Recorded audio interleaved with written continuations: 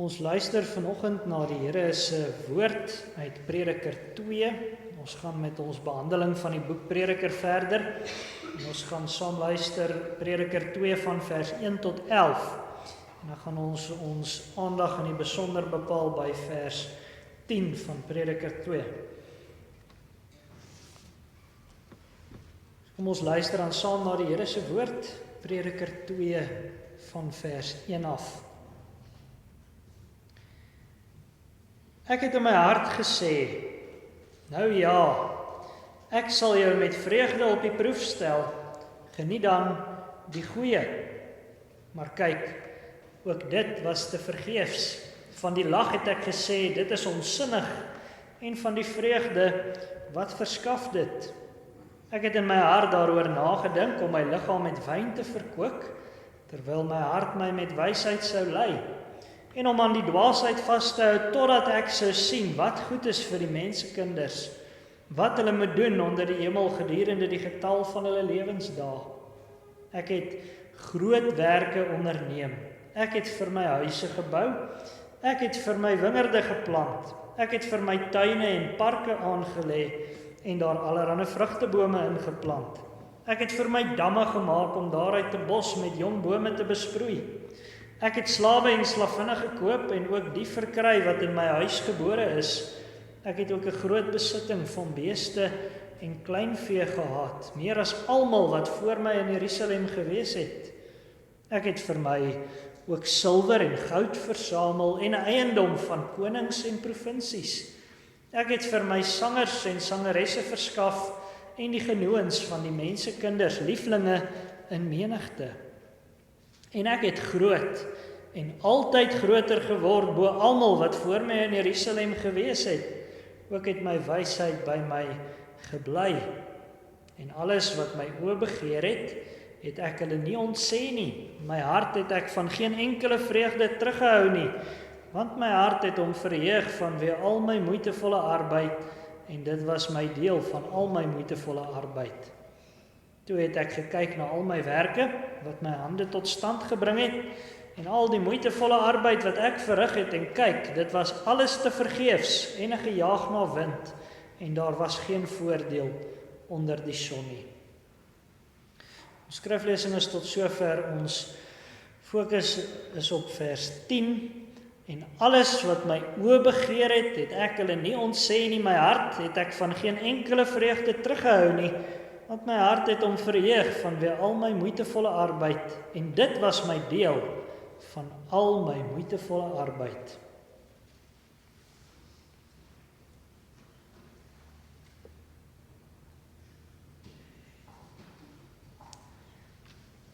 Geliefde gemeente, ons lewensdoel is om God te verheerlik en hom te geniet vir ewig. Alle vreugde en alle plesier is aan hierdie groot lewensdoel onderhewig. Die oomblik as ons nie ons vreugde in God vind nie, dan teer ons onsself uit. Die prediker het dit ook aan die hand van 'n eksperiment geleer. Verlede keer toe ons by die prediker stil gestaan het ons gehoor van sy eksperiment met die wysheid. Die prediker is op soek na betekenis in die lewe, hy is op soek na iets wat sin het, hy is op soek na iets wat blywend is, iets solied.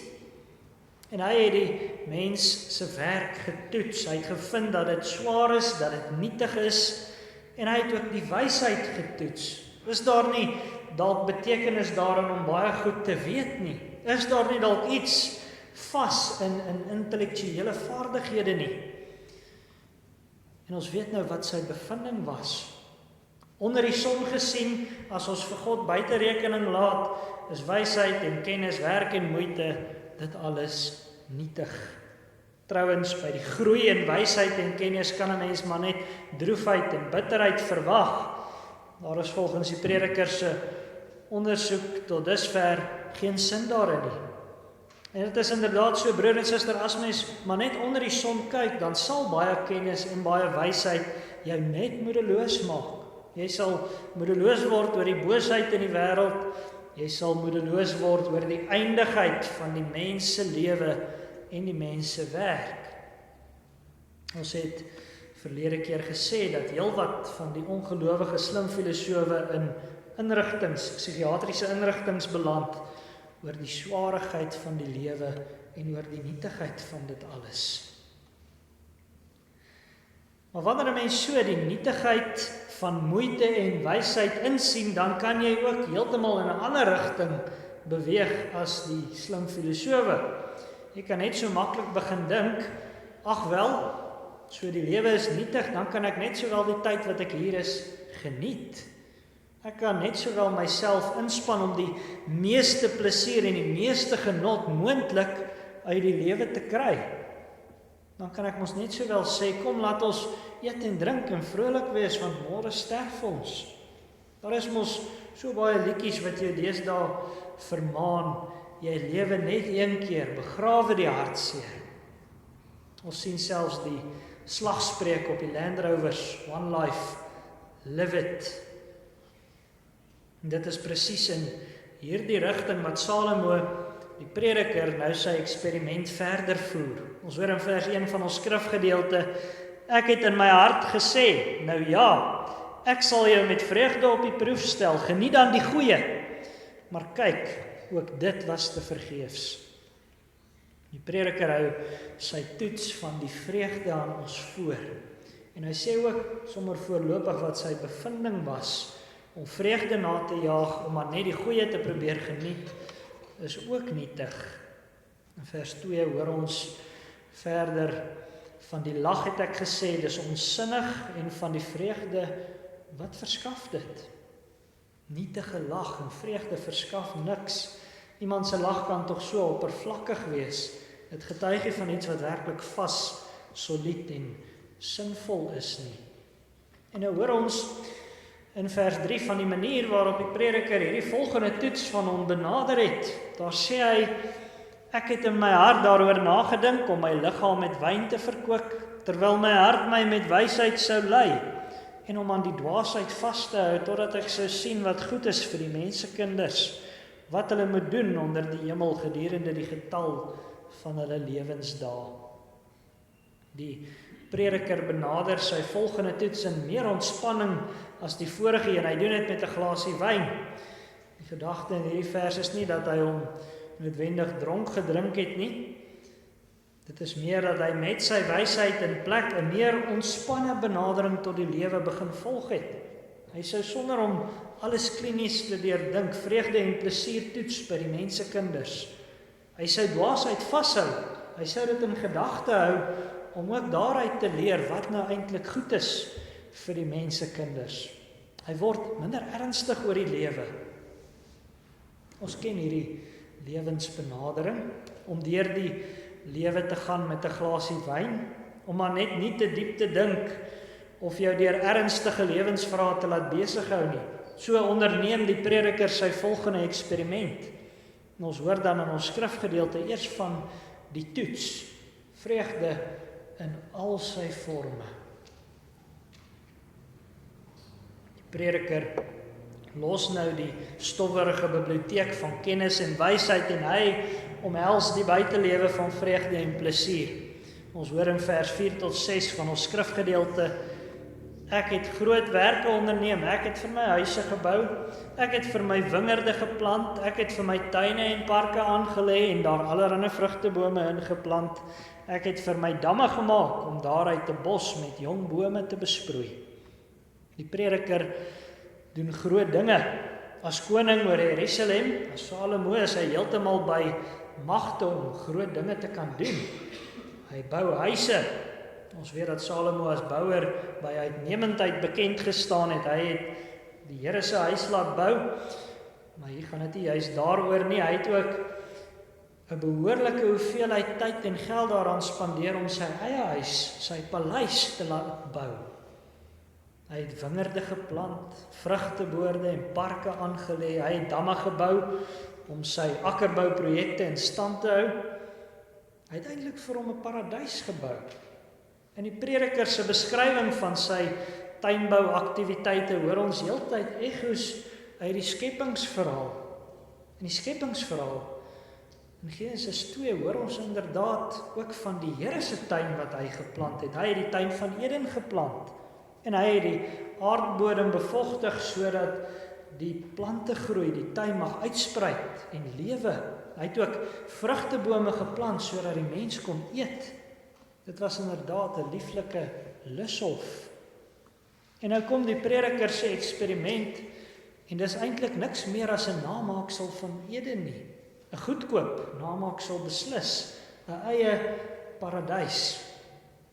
En nou weet ons natuurlik, is nie verkeerd om tuine aan te lê of om wingerde te plant nie, maar die prediker se tuine, sy parke en sy wingerde word nou gesien as 'n onder die son eksperiment, iets waarin hy op sigself betekenis wil vind, die vreugde wat hy uit hierdie paradys wat hy vir hom oprig probeer kry. Hy maak vir hom 'n utopia. En so maak die mens, as hy sy hart en sy gedagtes nou eers van die wysheid en die kennis af weggevat het, dan wil hy vir homself 'n paradys bou. Ons sien dit so helder en duidelik in die wêreld vandag. Elke politieke bestel wil 'n paradys in eie reg wees. Die mens soek oorvloed en rus en vreugde in die werk van sy hande. En soos die paradys van die prediker, en anders as God se paradys, wil die mens nie enige iets weet van verbode vrugte nie. Die mens soek sy plesier en vreugde onder die son. En dan bly daar vir hom geen ander bron van vreugde oor as sy omgewing nie. Hy wil skoonheid en pragt om hom hê om sy hart bly te maak. Deesdae wil mense veral vir hulle virtuele paradyse bou. Die internet en die kommunikasiemedia bied vir ons gerieflike maniere om van die harde werklikheid te ontsnap. En dis deel van die rede waarom mense so maklik daaraan verslaaf raak, waarom mense aan hulle selfone verslaaf raak. Die prediker se paradys was maar net 'n rookskerm, 'n poging om die harde werklikheid en die vrae wat daarmee saamkom te vermy. Iets waardeur hy kon ontvlug. Maar hy het daarin probeer betekenis vind. En nou hoor ons verder ook van die groot rykdom wat hy nagejaag het. Ons hoor in vers 7 en 8, ek het slawe en slavinne gekoop en ook die verkry wat in my huis gebore is. Ek het ook 'n groot besitting van beeste en kleinvee gehad, meer as almal wat voor my in Jerusalem gewees het. Ek het vir my ook silwer en goud versamel en eiendom van konings en provinsies. Ek het vir my sangers en sangeresse verskaf en die genoons van die mensekinders, lieflinge in menigte. Hier kry ons al hoe meer die idee, die duidelike idee dat die prediker se paradys maar 'n swak namaaksel van die oorspronklike was. Ons hoor hy was buitengewoon ryk, hy het slawe en slavinne gehad. Slawerny het God se paradys nie geken nie. En Salomo kon nog deurlopend slawe en slavinne aanhou sodat hulle nageslag naderhand ook in sy diens was. Hy het nie nodig gehad om ooit sy slawe of slavinne te verkoop nie. Hy was by magte om slawerny oor die geslagte heen uit te oefen op baie mense, baie magtig en baie ryk. In dieselfde asem noem hy dat hy meer vee gehad het as enige iemand wat voor hom in Jerusalem was. Maar hy was ook magtig oor baie provinsies, oor baie koninkryke en baie konings. Sy mag was groot. Daardie koninkryke wat aan hom onderdanig was, sou baie belastinggeld aan hom moes betaal. Sy weelde was dus iets geweldigs. Sy rykdom was verskriklik. Hy kon silwer en goud versamel en hy kon dit baie goed gebruik. Hy het ook sy lewe laat opkikker deur vir hom sangers en sangeresse in te voer. En dit was nogal skaars en eksklusief in daardie tyd. Salomo kon behoorlike partytjies hou. Altyd oorvloed, altyd musiek. En dan hoor ons seker van die heel skerpste kontras tussen die prediker se paradys en die oorspronklike paradys. Ons vertaling sê dat hy heelwat genoons gehad het. Hy beskryf dit as die lieflinge van die mensekinders. Nou broer en suster, dit gaan hier gewoon oor byvroue. Ons weet mos Salomo het heel wat vroue gehad. Hy het 700 vroue en 300 byvroue gehad, inderdaad 'n eislike groot harem. En die byvrou waaroor dit hier gaan, hulle was gewoonlik maar slawe vroue wat werklik maar net daar was vir die eienaar of die koning in hierdie geval se seksuele genot. Byvroue in menigte was deel van die prediker se paradys. Hy het seksuele maats in menigte gehad. Wat 'n duidelike kontras met die Here se paradys. Hy het man en vrou gemaak om een vlees te wees, een man en een vrou. Vir daardie ruimte, naamlik die huwelik, het God seksuele omgang gemaak as iets goeds. En telkens as die mens vir homself 'n paradys wil bou, dan wyk hy af van hierdie Godgegewe orde. Ons het mos nou al gesê, in die prediker se selfgemaakte paradys is daar geen verbode vrugte nie. En as dit kom by die romanse en by die seks self, dan wil die mens deurlopend die goddelike orde wegsmyt. Seks buite die huwelik, soos in saamwoonverhoudings, het ook onder ons volk normaal geword. Dis dieselfde geslag seksuele verhoudings ook. En deur die kommunikasiemedia en die internet het feitelik almal wat selfone het toegang tot massas virtuele harems. Mense het toegang tot films en webtuistes wat Salomo se harem soos 'n nonnehuis laat lyk. Niks is in die mensparadys so skeef getrek soos die verhouding en die intimiteit tussen man en vrou nie.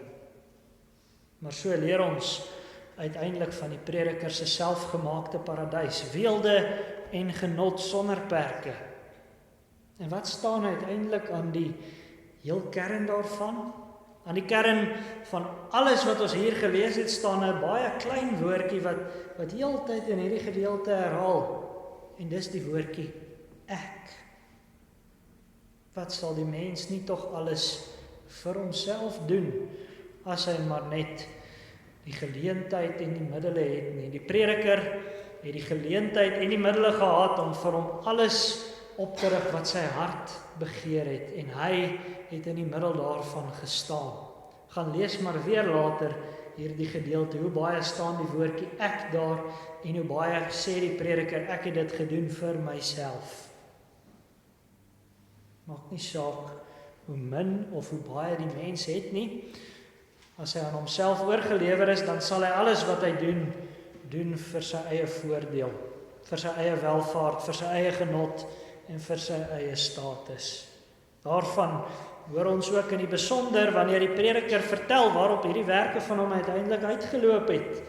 Ons hoor rondom sy eksperiment van die resultaat, nietigheid in al sy tydgebondenheid.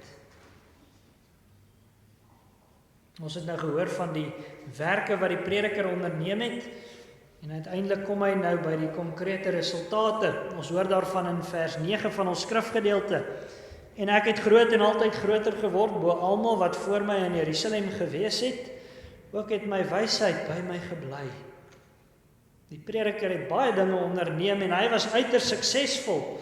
Hy was in sy statuur groter as enige iemand voor hom. Sy wysheid, sy intellektuele skerpsinnigheid het by hom gebly. Hy was groot onder die konings. Niemand sou hom tog vergeet nie. Sy rykdom, sy weelde, sy aansien in die wêreld was geweldig groot. Hy het uitgestyg onder die mensdom uit. En dan som die prediker eintlik sy lewenswyse in hierdie tyd op met die woorde van vers 10 van ons skrifgedeelte. En alles wat my oë begeer het, het ek hulle nie ontsê nie. My hart het ek van geen enkele vreugde teruggehou nie, want my hart het hom verheug vanweë al my moeitevolle arbeid, en dit was my deel van al my moeitevolle arbeid. Die prediker het alles wat hy kon sien en begeer vir homself toegeëien. As hy iets gesien het wat hy wou hê, het hy dit vir hom gevat. Hy het sy hart gegee om alles wat vir hom een of ander vorm van vreugde of plesier kon bied, om dit te vat. En die dinge waarmee hy hom vermoei het, het hy vreugde gevind. Hy het immers as deel van sy soeke na vreugde en plesier ook moeite gedoen. En die wins wat hy daaruit gemaak het, die deel wat hy vanweë alles wat hy gedoen het ontvang het, wat sal dit tog wees? Sy deel was maar bloot dat sy hart hom verheug het oor sy moeitevolle arbeid, niks meer nie. En nou moet ons mooi oplet, dit gaan hier oor tydelike vreugde. Al wat die prediker gewen het uit alles wat hy gedoen het, was die vreugde wat hy in die oomblik gekry het. Daarin het hy sy loon weg. Dis al wat hy daarvan het. Dit is dus geen wonder dat die prediker in vers 11 uiteindelik sê, toe het ek gekyk na al my werke wat my hande tot stand gebring het en al die moeitevolle arbeid wat ek verrig het, en kyk, dit was alles te vergeefs en gejaag na wind en daar was geen voordeel onder die son nie. Die prediker erken dat hy 'n tydgebonde vreugde in die dinge gevind het waarmee hy hom besig gehou het. Ons kan selfs sê hy het 'n geleentheidsgebonde vreugde daarin gevind. En as hy nou terugkyk, dan sien hy dat hy werklik niks blywend tot stand gebring het nie. Dit was alles nietig, soos mis voor die son. Dit was soos om die wind te jaag, heeltemal onsinnig. Hy het uiteindelik niks gewen, hy het alles wat hy gedoen het nie. Selfs die vreugde en die plesier wat hy daar uitgekry het, het nie gebly nie. Dit het verdwyn. Ag broer en suster, en as ons mooi dink, dan maak dit ook presies sin. Al wat die prediker uit sy avonture gekry het, was geleentheidsgebonde vreugde. Al het jy hoeveel huise, jy kan hulle tog nie almal vir altyd bewoon nie. Wingerde en vrugtebome lewer nie die heel jaar hulle vrug nie. En dit maak nie saak hoe mooi jou selfgemaakte paradys is nie, verganklikheid en wisseling, droogte en skaarsste sal daar maar altyd wees. Kleinvee en troppe beeste is ook aan die verganklikheid uitgelewer. Die voordele wat slawe en slavinne bring is regtig maar net tydelik. Musiek kan nie 'n mens volmaak, kan nie vir jou versadiging gee nie. Goud en silwer is dooie metaal. As 100 byvroue jou ook nie kon bevredig nie, dan sal geen aantal kan nie. Die vreugde is geleentheidsgebonde, want daar is niks oorkoepelend wat al hierdie dinge saamsnoer nie. As jou vreugde geleentheidsgebonde is, dan is jou lewe maar net te gejaag van die een plesier na die ander. Jy haas jou maar net na die volgende stukkie plesier, sodat jy nie met jou innerlike leegheid opgeskeep hoef te sit nie. Die selfgemaakte paradys word uiteindelik ook maar niks meer as 'n gevangenis nie, 'n slawegevangenis. Geleentheidsgebonde vreugde maak jy die een of ander tyd verveel. Dit raak uitgehol en afgesaag en dit kom kort. Wat sal die vrugteboorde help wanneer jy terminaal siek raak? Hoe sal musiek kan keer dat 'n ramp jou tref? Wat help al die troppe vee as pes en siekte dit uitroei? Hoe sal goud en silwer die onrus in jou hart en in jou gewete kan stilmaak? Hoe sal dit jou sonde kan wegneem? Wat help die wêreld se seksuele maats as jy nie met een van hulle geestelik intiem kan wees nie? As die gemeenskap maar net liggaamlik is. Die selfgemaakte paradys is 'n slawegevangenis en die rede, God woon nie daar nie. Daarom is daar geen harmonie, geen balans en geen vrede nie. Daar is steeds geen rus nie. En ons moet mooi verstaan, broer en suster, God wil nie hê ons moet sonder vreugde en sonder plesier leef nie. Dit is baie boos dat die wêreld die Christelike geloof so tipeer, asof God ons 'n droë en 'n vervelige lewe wil laat lei. En dis nog erger dat so baie Christene leef en praat asof dit die waarheid is. God wil ons nie vreugdeloos en sonder plesier laat leef nie. Hy orden en verdiep ons vreugde sodat dit mag toeneem. Hy begrens ons plesier sodat dit tot ons opbou is en nie tot ons vernietiging nie. Hy bring alles wat ons vreugde gee in balans en in plek sodat ons 'n dieper vreugde daaruit mag kry. En hoe doen hy dit? Hy doen dit deur ons vreugde in die eerste plek met sy vreugde te belyn, deur ons blydskap te laat vind in sy blydskap. En sy blydskap, sy welbehae is in sy geliefde seun. Dit is in Jesus Christus. Want in sy seun kan die sonde wat die bron van alle smart is, in sy kinders weggeneem word. In Jesus Christus kan ons weer voorwerpe van God se vreugde wees. Ons kan dit wees omdat Jesus deur sy plaasvervangende dood die sonde voor die Vader bedek, dit toemaak. As die Vader na ons kyk in Christus, dan het hy nie meer smart in sy hart vanweë ons sonde skuld nie, want die bloed van Jesus bedek dit. Hy het nie smart in sy hart vanweë ons sonde en ons gebreke nie, want Jesus se perfekte lewe van geregtigheid maak dit toe. So is die Vader se vreugde in Christus en dis ook in ons. En deur die werking van die Heilige Gees laat Jesus die sonde in ons op dit self terugdraai. En waar die sonde verwyder word, word die smart en die hartseer verwyder. Waar die sonde verwyder word, word God in sy liefdevolle nabyheid geken en beleef. Sien, Christus verbind ons deur sy middelaarskap met 'n werklikheid wat groter is as net die tydelike. Hy verbind ons met God en per implikasie met al sy voornemens en beloftes. En omdat hy groter is as alles, kan niks wat hier met ons in die tyd gebeur ons beroof van al die heerlike skatte wat hy vir ons wil gee nie. Hartseer en droefheid wat ons in die oomblik beleef, kan nie groter wees as die ewige vreugde wat God nou al in ons laat begin nie. Die gebrek en leegte wat ons nou nog ken, kan nie groter wees as die volheid en oorvloed wat hy vir ewig aan ons skenk nie.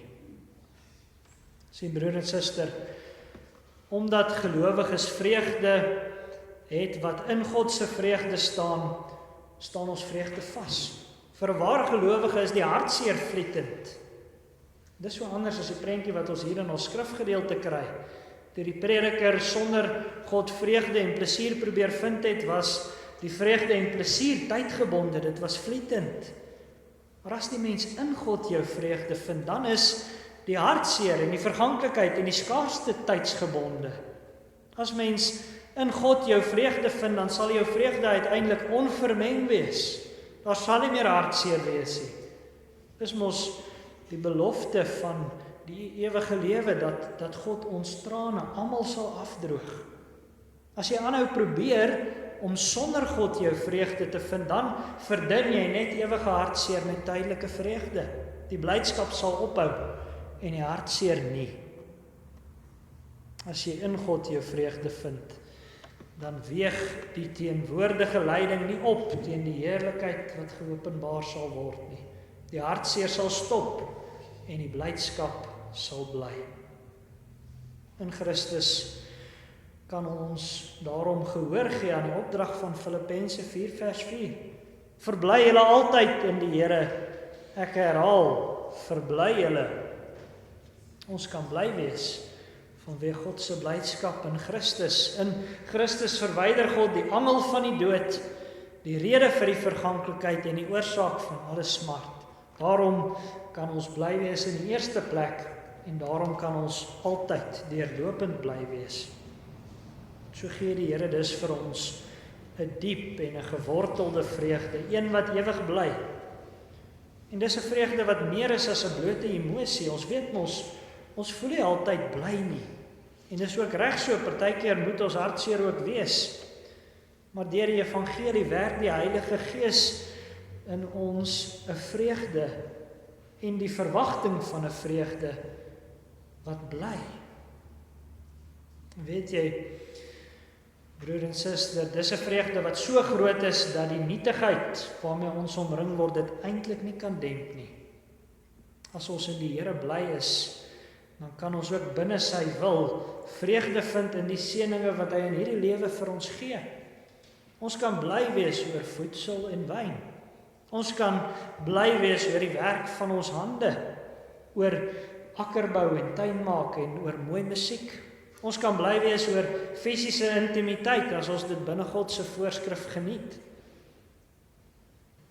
Maar die groot verskil tussen so vreugde en die vreugde wat die prediker getoets het in ons skrifgedeelte, is dat ons nie in alle angs 'n paradys vir onsself probeer oprig nie. Ons verwag die paradys wat God vir ons geplant het en wat hy vir ons sal laat realiseer. En al die goeie geskenke wat God in hierdie lewe vir ons gee, laat ons iets van daardie ewige paradys proe. Dis hoe ons dit dan nou sien, hoe ons die dinge wat God nou vir ons gee tot ons vreugde sien as 'n voorsmaak op sy paradysvreugde. Maar dan leef ons ook met die gesonde bewustheid dat daai paradys nog nie aangebreek het in sy volheid nie en dat dit ook nie voor die wederkoms van Jesus sal nie. Wanneer jy jou vreugde in 'n selfopgerigte paradys probeer soek, dan stel jy jouself keer op keer te leer. Die dood, die verganklikheid ontnigter jou deurlopend.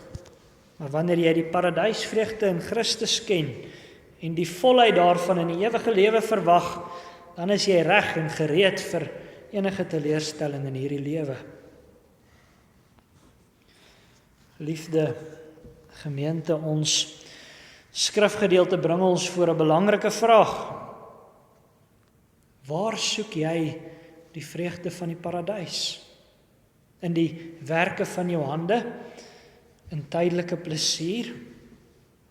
Ag broer en suster, moet jy tog nie laat vasvang in 'n selfgemaakte paradys nie. Dis slawerny. Ware en egte vreugde kan nie vanuit hierdie gebroke wêreld in jou hart inkom woon nie. Ook die vreugde moet van bo die son in jou kom woon vir dit om blywend en eg te wees. Soek dit dus daar, by God. Sy vreugde kom nie uit die wêreld in ons in nie, maar dit gaan van ons af in die wêreld in. Laat jou hartseer en jou bekommernis dus in hom gestil word. Ons sal jou ook in die woorde van Psalm 16 vers 11 kan sê, U sal my die pad van die lewe bekend maak. Versadiging van vreugde is voor U aangesig, lieflikhede in U regterhand vir ewig. Amen.